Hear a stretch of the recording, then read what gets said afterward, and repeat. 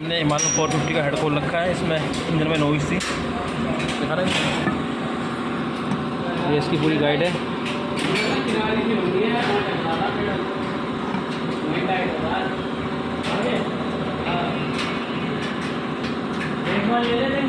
पास चलाओ।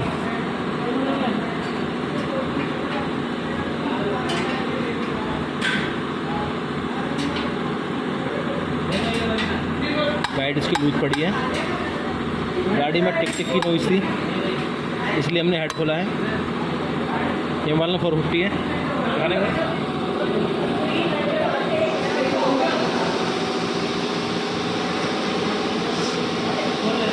Okay bye, take care guys.